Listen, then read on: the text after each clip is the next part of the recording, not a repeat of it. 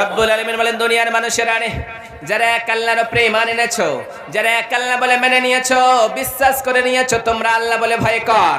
অতএব কেমন ভয় করবা? কালকের জন্য তুমি চিন্তা করো। আজকে তুমি বেঁচে আছো, মস্তানি দেখাও, কিন্তু কালকের জন্য তুমি কি করলা? আবার রব্বুল আলামিন দুইবার বললেন, ইয়া আইয়ুহাল্লাযীনা আমানুত্তাকুল্লাহ ওয়াল তানজুরু নাফসুম মা কদ্দামাত লিগাদ ওয়াত্তাকুল্লাহ। আবার দুনিয়ার মানুষকে বারবার করে বলে, ও দুনিয়ার মানুষ, তোমরা আল্লাহকে বলে ভয় করো, আল্লাহ ছাড়া কাউকে ভয় করিও না। কেমন ভয় করবা? বিশ্বনবীর সাহাবারা কেমনে ভয় করতো, তেমন ভাবে তোমরা ভয় করো। আর যদি ভয় না করো, তাহলে তোমাদের স্থানটা হয়ে যাবে একমাত্র জাহান্নাম। আবার রব্বুল আলামিন বলেন, ইয়া আইয়ুহাল্লাযীনা আমানু তাকুল্লাহা ওয়া কুলু কাওলান সাদীদা। রব্বুল আলামিন বলেন, দুনিয়ার মানুষেরা রে, যারা ঈমান এনেছো, যারা এক আল্লাহ বলে মেনে নিয়েছো, বিশ্বাস করেছো, তোমরা আল্লাহ বলে ভয় করো। আল্লাহর কাছে ভয় করার কথা বলছে, তারপরে বললেন তোমরা সত্য কথা বলো, কখনোই তোমরা মিথ্যার আশ্রয় নিও না। অতএব আল্লাহকে বলে ভয় করো, আল্লাহরে বলে ভয় করো, তারপরে বলে মিথ্যা কথা বলিও না। কারণ যে মিথ্যা কথা বলতে পারে, সমস্ত পাপ তার দ্বারাই হতে পারে। আর যে ব্যক্তিটা মিথ্যা কথা বলবে না, সে সদা সর্বদা জান্নাতুল ফিরদাউস হয়ে যেতে পারে। বিশ্বনবী সাল্লাল্লাহু আলাইহি সাল্লামকে বলা হলো, নবীজি, সব থেকে কোনটা জিনিস জান্নাতে নিয়ে যাবে? বিশ্বনবী বললেন, ইত্তাকুল্লাহ ওয়া হুসনুল খুলুক। আল্লাহর ভয় আর সুন্দর চরিত্রই তার জান্নাতে নিয়ে যাবে। আবার বিশ্বনবীরে বলা হলো, সব থেকে কোনটা জিনিস জাহান্নামের দিকে নিয়ে যাবে রে নবী? বিশ্বনবী সাল্লাল্লাহু আলাইহি সাল্লাম বললেন, আল ফাম ওয়াল ফরজ। বিশ্বনবী সাল্লাল্লাহু আলাইহি সাল্লাম বললেন, দুনিয়ার জমিনে লজ্জা স্থান, এবং যারা জবানের হেফাজত করলো তারা জান্নাতে চলে গেল। অতএব তোমরা যদি, আমরা যদি, দুনিয়ার জমিনের মানুষ যদি আমরা লজ্জা স্থানের হেফাজত না করি, তাহলে আমরা জাহান্নামে চলে যাব। অতএব আল্লাহ বলে ভয় করো, আল্লাহ ছাড়া কাউকে বলেই ভয় করা যাবে না রে গোলাম। নারে তাকবীর! বারবার আল্লাহ বলছে ভয় কর, ভয় কর, ভয় কর, কিন্তু আমরা কি করি? করি না। আল্লাহ সুবহানাহু ওয়া তাআলা এই রকম করে সব মানুষকে বলে ভয় করে।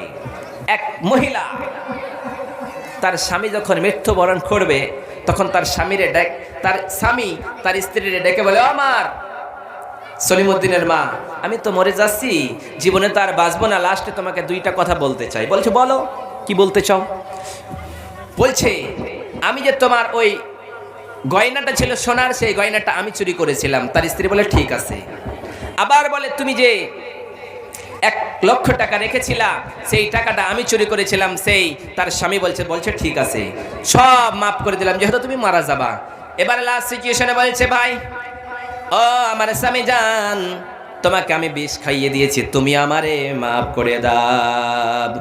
অতএব যদি সেই মহিলাটার আল্লাহ বলে ভয় থাকতো, তাহলে সেই কাজটা কখনোই করতো না, কারণ স্বামীরে কখনোই মারা যায় না। বিশ্বনবী সাল্লাল্লাহু আলাইহি সাল্লাম বললেন, তোমরা স্বামীর সঙ্গে সদ্ব্যবহার করো, অতএব তার সঙ্গে তোমরা অসদ্ব্যবহার কখনোই করো না। তাহলে কি বোঝা গেল? আমরা প্রকৃতভাবে মুমিন হতে গেলে আল্লাহকে বলে ভয় করতে হবে, ঈমান রাখতে হবে। এক আল্লাহ ছাড়া কোনো রব হতে পারে না। আমাদের রব হচ্ছে একমাত্র আল্লাহ। আল্লাহ আমার রব, ওই রবই আমার সব, দমে দমে তন মনে তারি অনুভব। আল্লাহ আমার রব, ওই রবি আমার সব, দমে দমে তন মনে তারি অনুভব। তোমার দুনিয়াতে আমি যেদিকে তাকাই, তোমার দুনিয়াতে আমি যেদিকে তাকাই, অথই নিয়ামতে ডুবে আছি সবাই। পাখালির গানে তসবিহ কলরা, তসবিহ কলরা। আল্লাহ আমার রব, ওই রবি আমার সব, দমে দমে তন মনে তারি অনুভব, দমে দমে তন মনে তারি অনুভব। আল্লাহ আমার রব, ওই রবি আমার সব, দমে দমে তন মনে তারি অনুভব। আল্লাহ হোসেন আমাদের রব। আল্লাহর কাছে যা চাইবো, ভালো চাইতে গেলে আল্লাহর কাছে চাইতে হবে, খারাপ যে কোনো জিনিস চান না কেন একমাত্র আল্লাহ সুবহানাহু ওয়া তাআলার কাছেই চাইতে হবে, আল্লাহ ছাড়া কারো কাছে চাওয়া যাবে না। তাই তো রব্বুল আলামিন বলেন, দুনিয়ার মানুষেরা, ইয়া আইয়ুহান নাস ইন্না খালাকনাকুম মিন যাকারিন ওয়া উনসা ওয়া জাআলনাকুম শুউবান ওয়া ক্বাবাইলা লিতা'আরাফু ইন্না আকরামাকুম ইনদাল্লাহি আতকা। রব্বুল আলামিন বলেন, দুনিয়ার মানুষেরা রে, সেখানে মুসলমানদের ডেকে বলে নাই, হিন্দুদের ডেকে বলে নাই, ইহুদিদের ডেকে বলেন নাই, খ্রিস্টানদের ডেকে বলেন নাই, পুরো পৃথিবীর মানুষগুলিকে ডাক দিয়ে বলে, ও গোলাম, গোলামের ঘরের গোলাম, বান্দির ঘরের গোলাম। দুনিয়ার মানুষকে আল্লাহ ডাক দিয়ে বলে, ইয়া আইয়ুহান নাস ইন্না খালাকনাকুম মিন যাকারিন ওয়া উনসা। ও দুনিয়ার মানুষেরা রে, আমি আল্লাহ তোমাদেরকে একজন মহিলা একজন পুরুষ থেকে তৈরি করলাম। অতএব তোমরা তো বাহাদুর কিসের? তোমরা একটা নুতফার আকারে ছিলে, রক্তের আকারে ছিলে। আমি আল্লাহ দুনিয়ার জমিনে তোমাদেরকে নিয়ে আসলাম, মানুষের আকৃতি দিলাম, সুন্দর দিলাম, তারপরে দুনিয়ার জমিনে তোমাকে আমি জন্মগ্রহণ করালাম। শুধু তাই নয়, তোমাদেরকে জোড়া জোড়া তৈরি করেছি। ওয়া খালাকনাকুম আজওয়াজা। আল্লাহ বলছেন, ও দুনিয়ার মানুষ, তোমাদেরকে আমি আল্লাহ জোড়া জোড়া করে তৈরি করেছি। অতএব রাব্বুল আলামিন সেখানে বললেন, ইয়া আইয়ুহান নাস ইন্না খালাকনাকুম মিন যাকারিন ওয়া উনসা ওয়া জাআলনাকুম শুউবান ওয়া ক্বাবাইলা লিতা'আরাফু ইন্না আকরামাকুম ইনদাল্লাহ।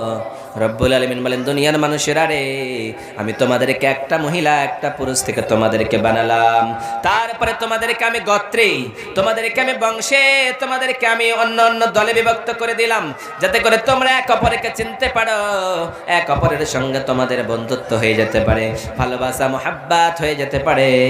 তারপরে আমি আল্লাহর কাছে সব থেকে উত্তম মানুষটা হলো ওটাই যার থাকবে তাকওয়া, যার অন্তরে ভয় থাকবে, সব থেকে আমার কাছে উত্তম। যার অন্তরে ভয় থাকবে না, সে কখনো উত্তম হয়ে যেতে পারে না রে গোলাম।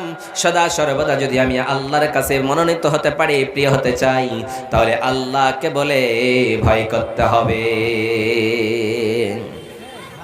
আল্লাহকে বলে ভয় করতে হবে। আল্লাহ ছাড়া ভয় কাউকে করা যাবে না। আমিরুল মুমিনিন খলিফাতুল মুসলিমিন উমর ফারুক রাদিয়াল্লাহু তাআলা আনহু একদিন গুরু গুরু করে কান্না করে আর বলে, হায় রে আমার আল্লাহ বলে ভয় হয়, কেমনে ভয় করব? উবাই ইবনে কাব রাদিয়াল্লাহু তাআলা আনহুর কাছে গিয়ে বলেন, ও ভাই, ও কাব, বলো তো আল্লাহর ভয় কারে বলে? আল্লাহর ভয় কেমনে হয়? আমার একটু কি বলবা না?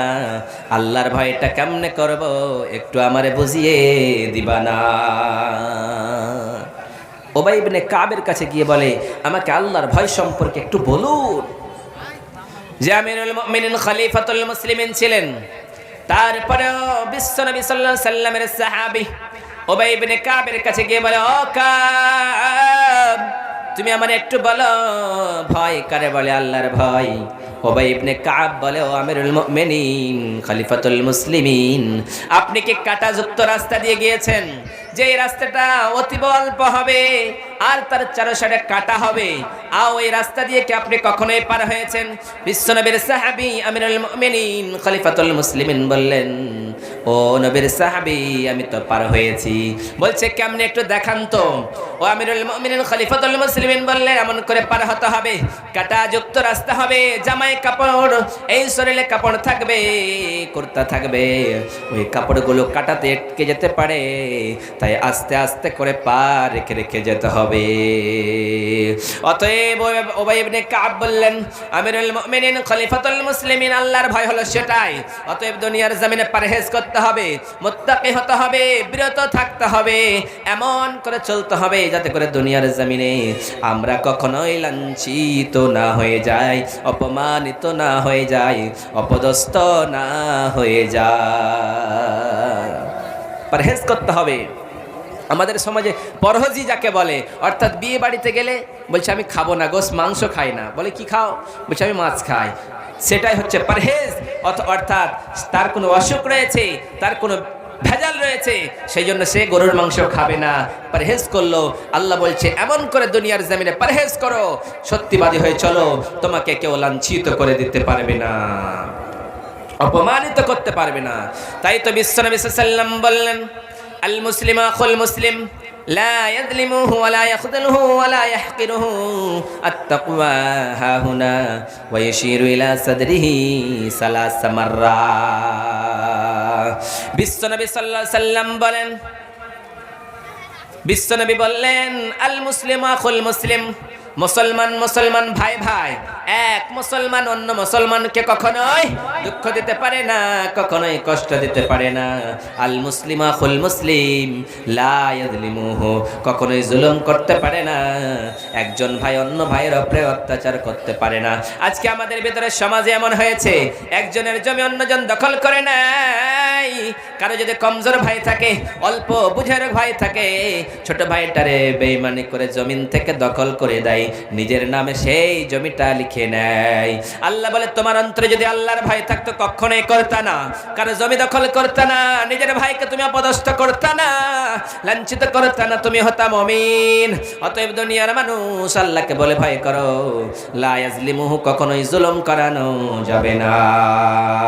তারপরে বিশ্বনবী বললেন কখনো তুচ্ছ ভাবা যাবে না, লাঞ্ছিত করা যাবে না, বেইজ্জতি করা যাবে না, সদা সর্বদা তাকে সম্মান দিয়ে কথা বলতে হবে, সম্মানের মঞ্চে তাকে বসিয়ে রাখতে হবে। ওয়ালা ইয়াহকিরুহু, তাকে কখনোই ছোট ভাবা যাবে না, তাকে কখনো তুচ্ছ ভাববে না, তাকে কখনো ছোট ভাববে না, তাকে সদা সর্বদা বড়ই সম্মান দেবে। তারপরে বিশ্বনবী সাল্লাল্লাহু আলাইহি সাল্লাম বললেন আত-তাকওয়া হাহুনা, তাকওয়া এখানে, তাকওয়া এখানে, তাকওয়া এখানে। ওয়া ইয়াশিরু ইলা সাদরিহি সালাসা মাররা, বিশ্বনবী যখন তাকওয়া বুঝাতে গেলেন তখন বললেন তাকওয়া এখানে, তাকওয়া এখানে, তাকওয়া এখানে, তিনবার বললেন। অতএব তাকওয়া অন্তরের দিকে বিশ্বনবী ইঙ্গিত দিয়ে বললেন, তাকওয়া অন্তরে থাকে, যার অন্তরটা ঠিক থাকে পুরো শরীরটাই তার ঠিক হয়ে যায়। অন্তর যদি বিগড়ে যায়, নফস যদি খারাপ হয়ে যায়, তাহলে আপনার সমস্ত আমলগুলি বরবাদ হয়ে যাবে, আপনার জীবনটা নষ্ট হয়ে গেল, আপনার পুরো শরীরটা বেকার হয়ে গেল। তাই তো বিশ্বনবী সাল্লাল্লাহু আলাইহি ওয়াসাল্লাম বলেন, আলা ওয়া ইন্না ফিল জাসাদি মুযগাতান ইদা সালাহাত সালাহাল জাসাদু। বিশ্বনবী সাল্লাল্লাহু আলাইহি ওয়াসাল্লাম বললেন, তোমাদের ভিতরে, তোমাদের শরীরের অঙ্গের ভিতরে এমন একটা গোস্তের টুকরা রয়েছে, ওই গোস্তের টুকরাটা যতদিন পর্যন্ত তোমাদের ঠিক, যতদিন পর্যন্ত ভালো থাকবে, তোমাদের পুরো শরীরটাই ভালো থাকবে। যেই দিন ওই গোস্তের টুকরোটা শেষ হয়ে যাবে, সেটা খারাপ হয়ে যাবে, সেই দিন তোমার পুরো শরীরটাই বেকার হয়ে যাবে। অন্তরে যদি ভালো থাকে, আপনি ওজনে কম দিবেন না, আপনি দুধে পানি মিক্স করবেন না। একজনকে বলা হলো তুমি কি দুধে পানি মিক্স করো, বলছে না, আল্লাহর কসম আমি কখনো দুধে পানি মিশাই না।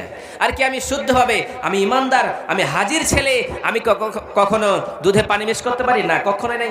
আল্লাহর কসম করে বলি, আমি কখনো দুধে পানি দিই না, পানিতেই দুধ দিয়ে দিই, সেটাকে বিক্রি করে দিই। তাহলে এগুলো ঈমান নয়, এগুলো মুমিন নয়, এগুলো হচ্ছে মুনাফিক, এগুলো আল্লাহকে বলে কখনোই ভয় করে না। আমিরুল মুমিনিন খলিফাতুল মুসলিমিন যখন রাজত্ব করতেন, যখন খলিফা পদ পেলেন, যখন পুরো পৃথিবীর বাদশা ছিলেন, তখন আমিরুল মুমিনিন হযরত ওমর ফারুক রাদিয়াল্লাহু তাআলা আনহু বাড়ি থেকে বের হয়ে গেলেন। সন্ধ্যার সময় বের হয়ে যেতেন, রাত্রিবেলা বের হতেন। হায়রে, কার কোনো অসুবিধা রয়েছে নাকি? কারো যদি কোনো প্রয়োজন থাকতো, সেই ওমর ফারুক রাদিয়াল্লাহু তাআলা আনহু বলতেন তোমার সমস্যাটা কি? সেই সময় গিয়ে বলতেন, হায়রে তোমার সমস্যার ঘটনাটা আমারে বলো, আমি তোমার সমস্যার সমাধান করিয়ে দেব। এবার